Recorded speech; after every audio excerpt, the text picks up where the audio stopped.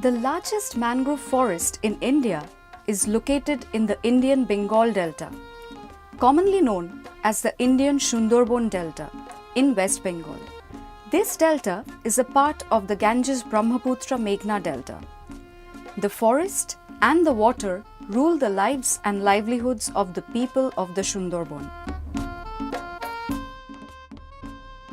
In the recent years, this area has experienced frequent imbalances in environmental conditions. These changes, as reported by the people, include unpredictable weather, untimely setting in of seasons, erratic rainfall, increase in temperature, floods, cyclones, and saline water intrusion. These environmental changes have adversely impacted the livelihood of the people, who are primarily dependent on agriculture and fisheries. Over the years, agricultural productivity and fish catch have declined, thereby affecting the economic conditions of these people. These people now have multiple livelihoods to make up for the lack of returns from their primary livelihood.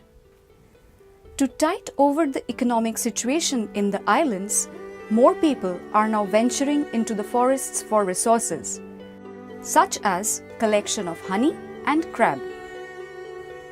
They obtain necessary permissions from the forest department to enter the buffer area of the forest for fishing and crab collection.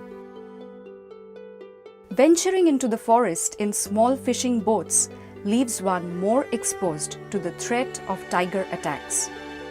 While fishing is carried out from the boats itself, collecting crabs requires one to wade through knee-deep mud and water along the river banks in the forest. Needless to say, the risk of tiger attack is higher for these crab collectors, who are predominantly women. These crab collectors sell the crabs to the middlemen on the ground in Sundarbans. The first-tier middleman buys the crabs from the collectors, sorts the crabs according to their sizes and weight, and sells to the second tier of the middlemen. This second tier then goes to the market in Canning to sell them. The smaller ones usually do not fetch a good price and often remain unsold. This meant that the crab collectors incurred losses, and so did the middlemen. In this situation, the response of the local people could have been abandoning crab collection altogether. But they chose to fight back. Using their indigenous knowledge, the first-tier middlemen started releasing the smaller crabs into the ponds or the crab farms, feeding them and fattening them to increase their size, fat, and meat, which started fetching higher prices. The crab shells get hardened, and there is an increase in the fat or the hepatopancreas and the meat. These fattened crabs started fetching higher prices. Now, with this process, a new buyer-seller relationship is established. With the advent of crab fattening, both the crab collector and the tier 1 middlemen or the crab farm owners make considerable profits, which strengthens their economic situation.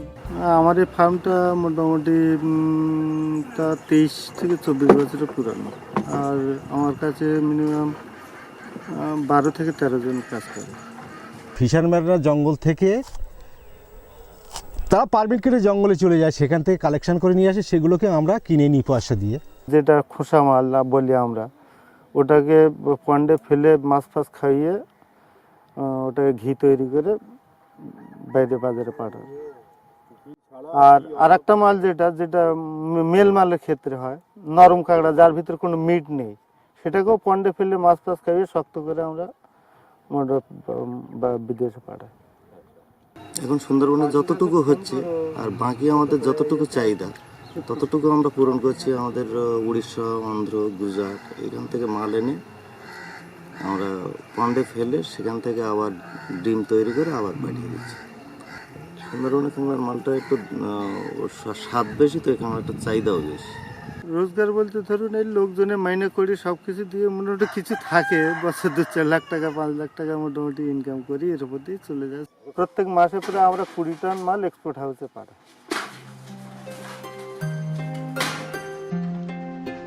After the proper fattening in Sundarban, crabs are transported to the outskirts of Kolkata, nearer to the airport. The male and female crabs are separated at the source. Now they are separating crabs according to their body weight to get proper price. After appropriate sorting, the crabs are packed in this kind of boxes. These boxes later on transported to the airport for cargo carrier.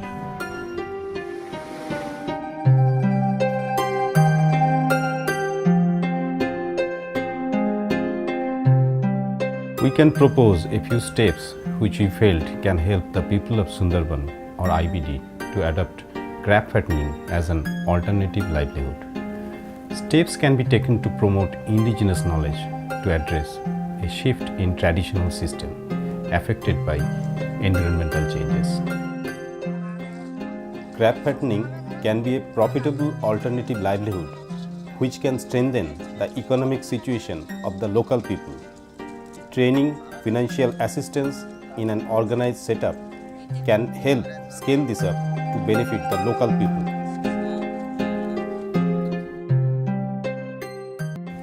Sundarban has the optimum conditions for crab fattening.